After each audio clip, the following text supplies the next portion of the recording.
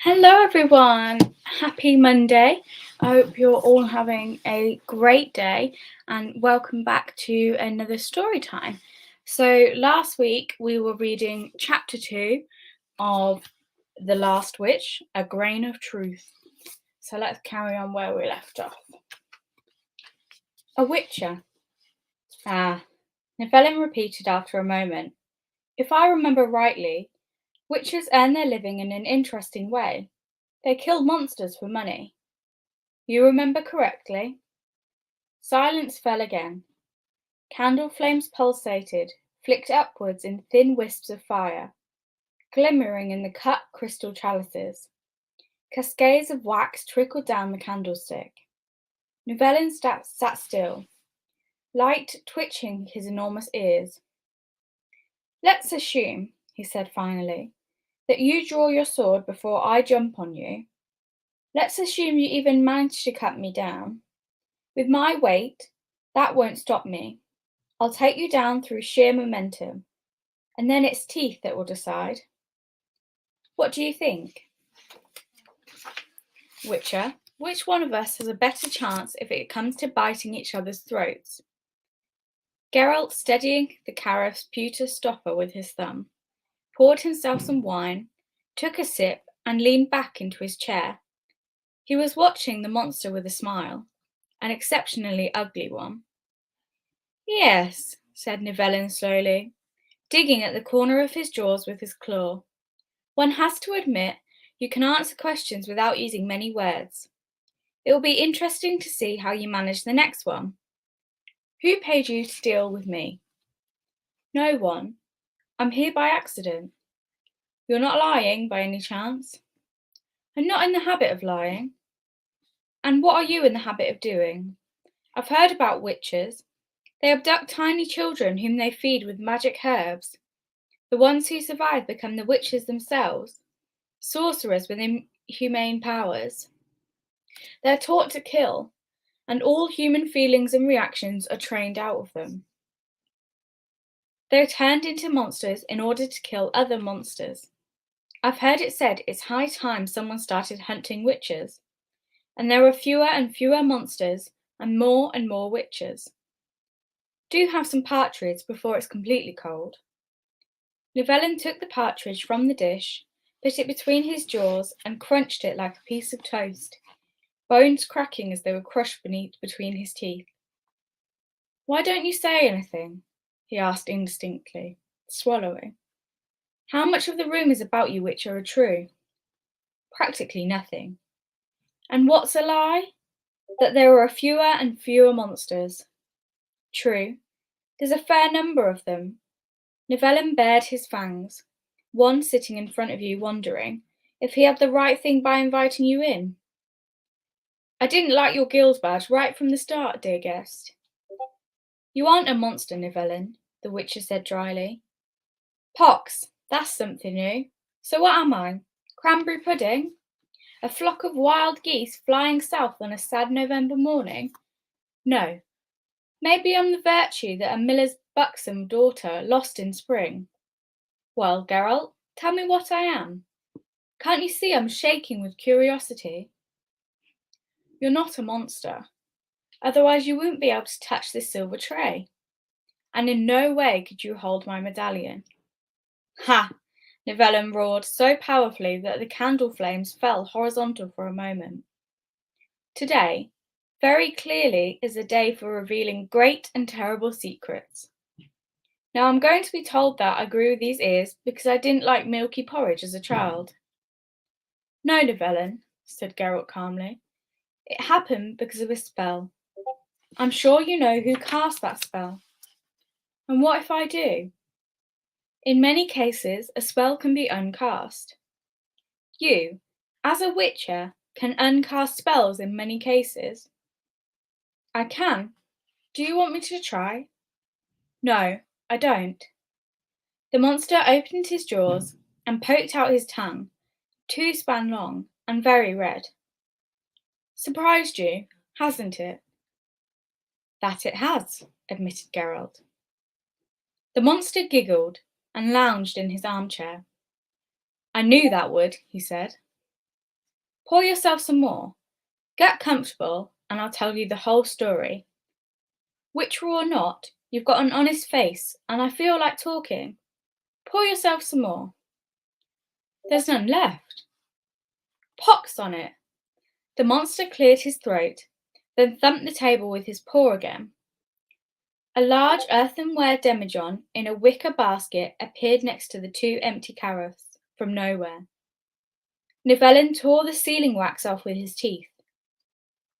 As no doubt you've noticed, he began pouring the wine. This is quite a remote area. It's a long way to the nearest human settlement.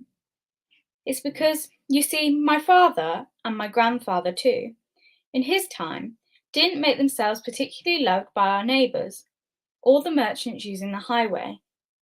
If anyone went astray here, and my father spotted them from the tower, they lost, at best, their fortune. And a couple of the nearer settlements were burnt because father decided the levies were being paid tardily. Not many people like my father, except for me, naturally. I cried awfully when what was left of my father after a blow from a two-handed sword was brought home on the cart one day.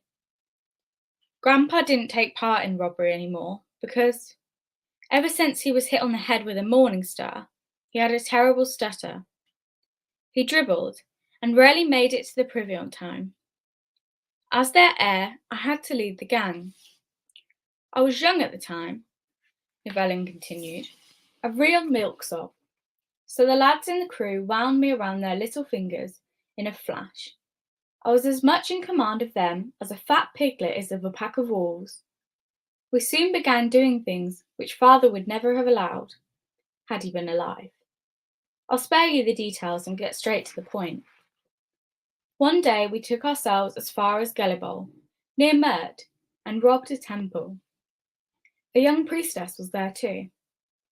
Which temple, Nivellen? Pox only knows, but it must have been a bad one. There were skulls and bones on the altar, I remember, and a green fire was burning. It stank like nobody's business. But to the point. The lads overpowered the priestess and stripped her, then said I had to become a man. Well, I became a man. Stupid little snot that I was. And while I was achieving manhood, the priestess spat into my face and screamed something. What? That I was a monster in human skin. That I'd be a monster in a monster's skin. Something about love, blood. I can't remember. She must have had the dagger, a little one, hidden in her hair. She killed herself and then... We fled from there, Geralt. I'm telling you. We nearly wore our horses out. It was a bad temple. Go on. Then it was as the priestess had said. A few days later, I woke up and as the servants saw me, they screamed and took to their heels. I went to the mirror. You see, Geralt, I panicked. I had some sort of an attack. I remember it almost through a haze. To put it briefly, corpses fell. Several. I used whatever came to hand, and I suddenly became very strong. And the house helped as best it could. Doors slammed, furniture flew in the air, fires broke out. Whoever could get out ran away in a panic. My aunt and cousin, the lads from the crew. What am I saying? Even the dogs howled and cowered. My cat, Glutton, ran away. Even my aunt's parrot kicked the bucket out of fear. I was alone, roaring, howling, going mad, smashing whatever came to hand, mainly mirrors. Nivellen paused, sighed and sniffed. When the attack was over, he resumed after a while. It was already too late. I was alone. I couldn't explain to anyone that only my appearance had changed, that although in this horrible shape, I was just a stupid youngster, sobbing over the servants.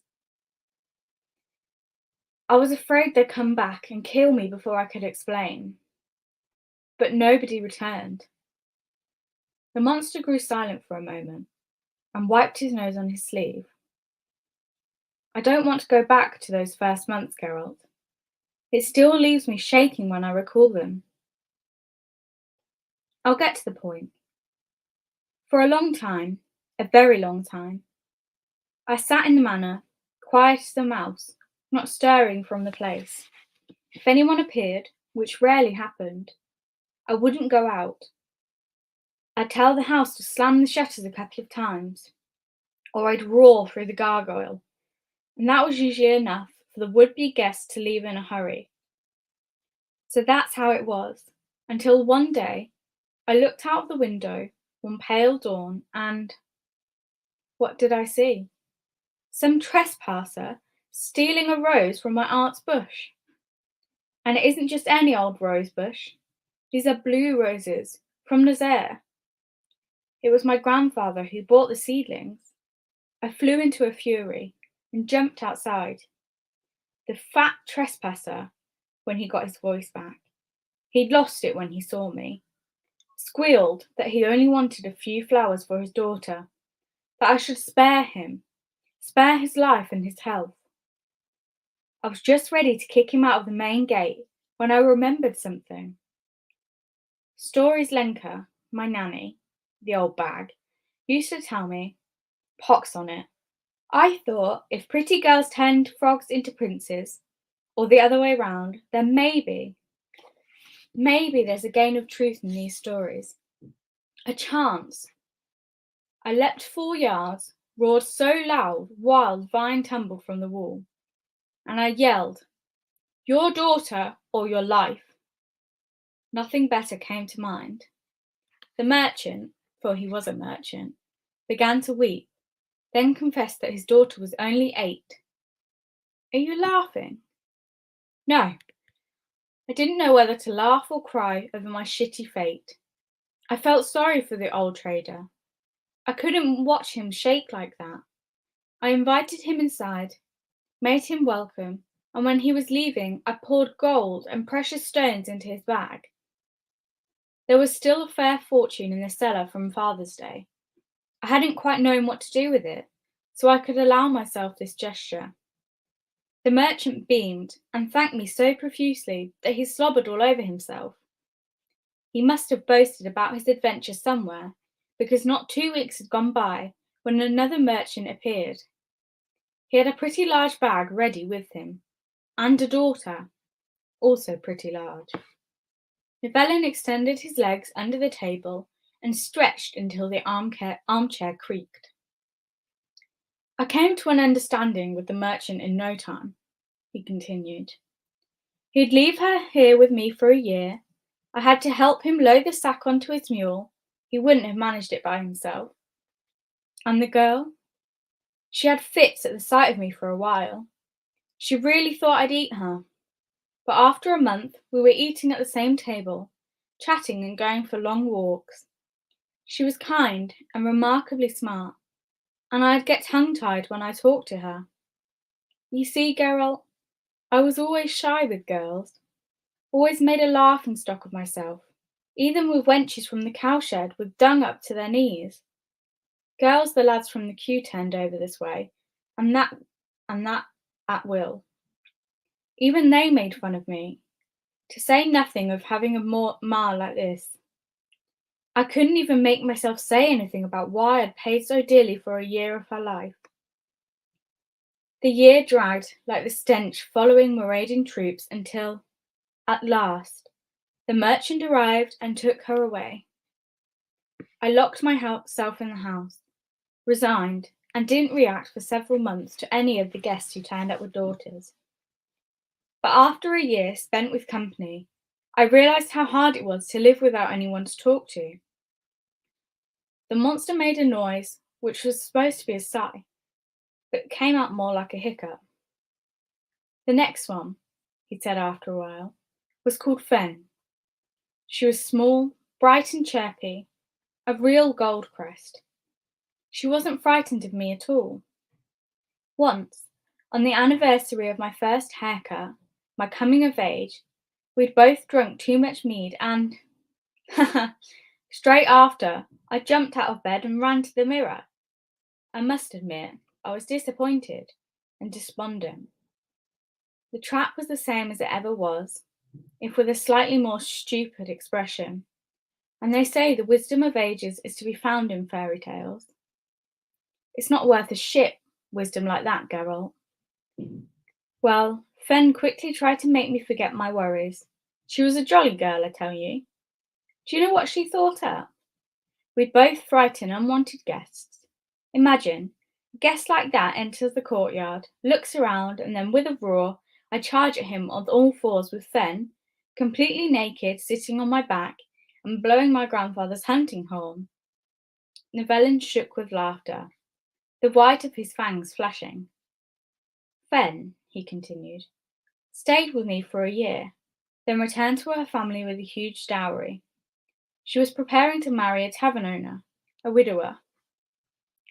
Carry on, Nivellen. This is interesting. You think so? Said the monster, scratching himself between the ears with a rasping sound. All right. The next one, Primula, was the daughter of an impoverished knight.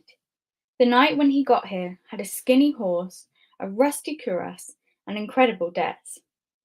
He was as hideous as cow dung, I tell you, Geralt, and spread a similar smell. Primula, I'd wager my right hand, was conceived while he was at war, as she was quite pretty. I didn't frighten her either, which isn't surprising really, as compared to her parent, I might have appeared quite comely.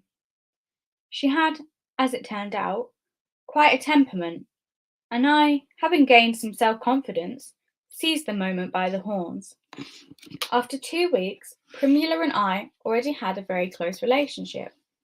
She liked to pull me by the ears and shout, "Bite me to death, you animal," and "Tear me apart, you beast," and other equally idiotic things.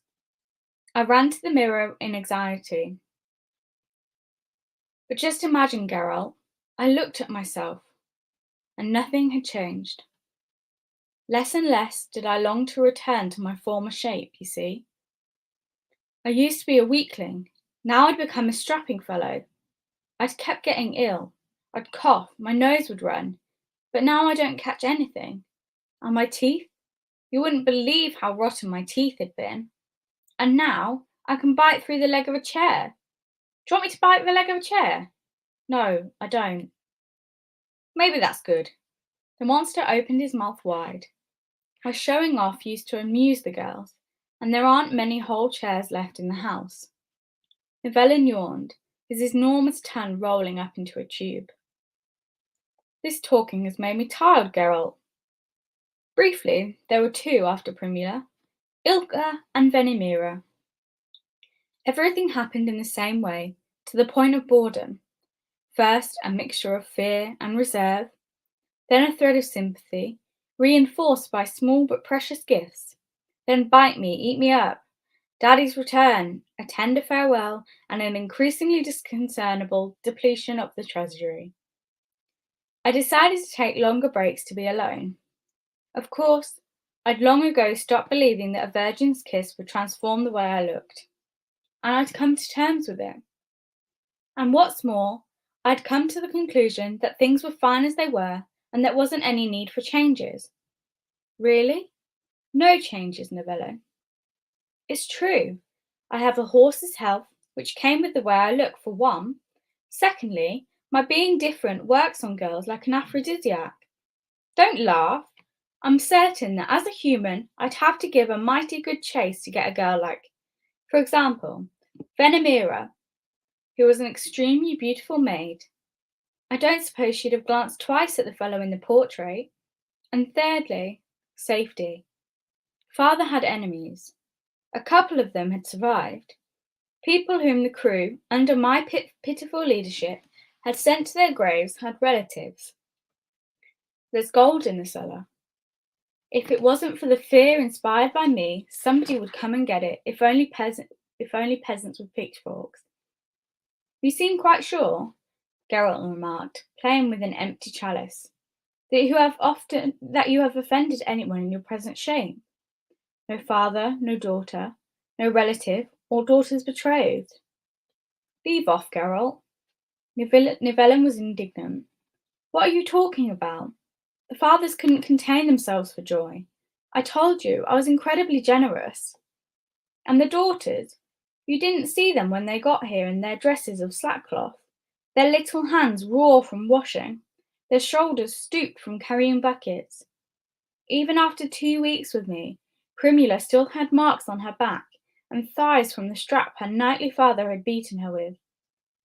They walked around like princesses here, carried nothing but a fan, and didn't even know where the kitchen was. I dressed them up and covered them with trinkets. At a click of a finger, I'd conjure up hot water in a tin bath Father had plundered for my mother at Asengard. Can you imagine? A tin bath. There's hardly a regent. What am I saying? Hardly a lord who's got a tin bath at home. This was a house from a fairy tale for them, Geralt. As far as bed is concerned, well, pox on it. Virtue is rarer today than a rock dragon. I didn't force any of them, Geralt. But you have suspected someone, had paid me to kill you? Who would you have? A scoundrel, who wanted the contents of my cellar, but didn't have any more daughters. Llewellyn said empathetically, human greed knows no limits. And nobody else? And nobody else. They both remained silent, gazing at the nervous flicker of the candle flames. Llewellyn, said the Witcher suddenly, are you alone now? Witcher, answered the monster, after a moment's hesitation, I think that, in principle, I ought to insult you, take you by the neck, and throw you down the stairs. Do you know why? Because you treat me like a dimwit. I notice how you've been cocking your ears and glancing at the door. You know perfectly well that I don't live alone. Am I right? You are. I'm sorry. Pox on your apologies. Have you seen her? Yes, in the forest, by the gate. Is she why the merchants and daughters have been leaving here empty-handed for some time? So you know about that too? Yes, she's the reason. Do you mind if I ask whether... Yes, I do mind. Silence again. Oh well, it's up to you, the Witcher finally said, getting up. Thank you for your hospitality, dear host. Time I was on my way. Quite right. Llewellyn also got up. For certain reasons, I can't offer you a room in the manor for the night, and I don't encourage you to spend the night in these woods. Ever since the area's been deserted, it's been bad at night here. You ought to get back to the highway before dusk. I'll bear that in mind, Llewellyn. Are you sure you don't need my help? The monster looked at him askance. You think you could help me? You'd be able to lift this from me? I wasn't only thinking about that sort of help. You didn't answer my question. Although, you probably did. You wouldn't be able to. Geralt looked him straight in the eyes. You had some bad luck, he said. Of all the temples in Gallibol and the Nimar village, you picked the Church of Karam Agtera, the lion-headed spider. In order to lift the curse thrown by the priestess of Karam Agtera, you need knowledge and powers which I don't possess. And who does? So you are interested after all. You said things were fine as they are. As they are, yes, but not as they might be. I'm afraid that... What are you afraid of? The monster stopped at the door to the room and turned.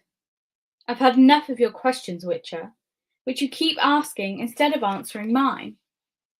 Obviously, you've got to be asked in the right way.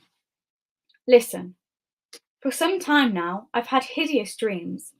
Maybe the word monstrous would be more accurate. Am I right to be afraid? Briefly, please. Have you ever had muddy feet after waking for such a dream? Conifer needles in your sheets? No.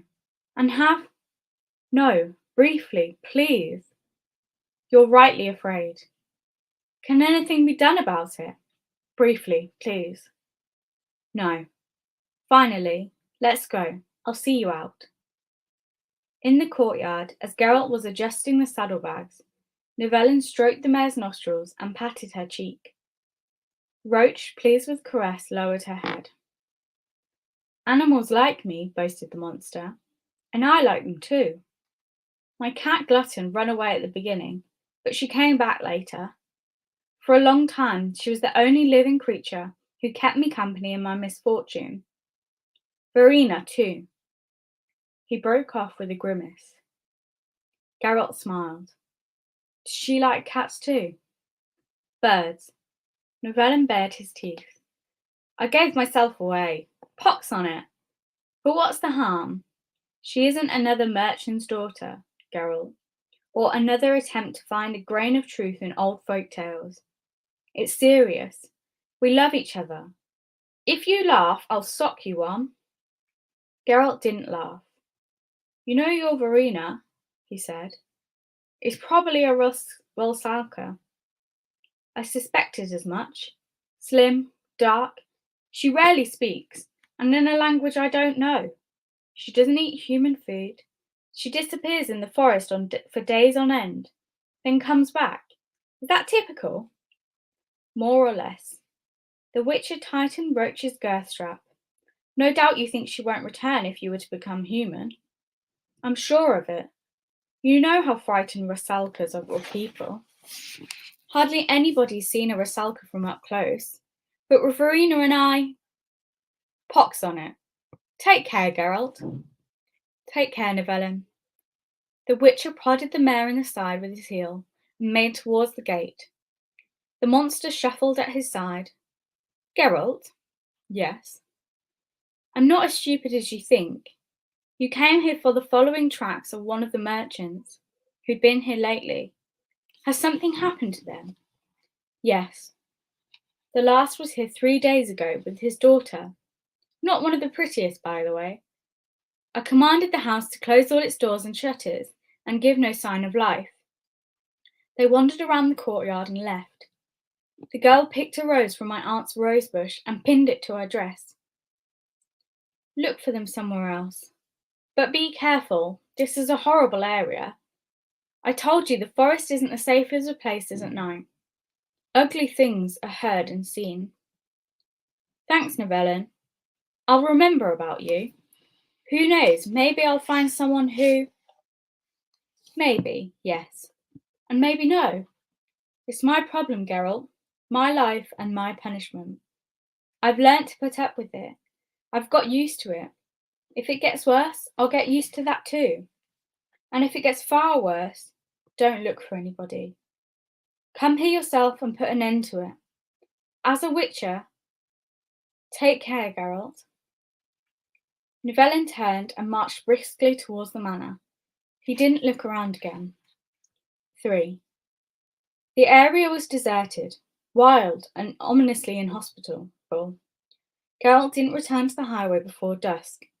He didn't want to take a roundabout route, so he took a shortcut through the forest. He spent the night on the bare summit of a high hill, his sword on his knees, beside a tiny campfire into which every now and then he threw wisps of monkshood. In the middle of the night, he noticed the glow of a fire far away in the valley. He heard mad howling and singing, and a sound which could have only been the screaming of a tortured woman. When dawn had barely broken, he made his way there to find nothing but trampled glade and charred bones in still warm ashes. Something sitting in the crown of an enormous oak shrieked and hissed. It couldn't have been a harpy or an ordinary wildcat. The Witcher didn't stop to check. 4. About midday, while Roach was drinking at the spring, the mare neighed piercingly and backed away, baring her yellow teeth and chewing her bit. Geralt calmed her with a sign. Then he noticed a regular ring formed by the caps of a reddish mushroom peering from the moss. You're becoming a real hysteric, Roach, he said. This is just an ordinary devil's ring. What's the fuss? The mare snorted, turning her head towards him. The Witcher rubbed his forehead, frowned, and grew thoughtful. Then he leapt into the saddle, turned the horse around, and started back, following his own tracks. Animals like me, he muttered. Sorry, Roach. It turns out you've got more brains than me. And that is all for today. So I hope you all enjoyed those 2 chapters of The Last Wish, and I hope to see you all next Monday, where we go and find out what Geralt is doing.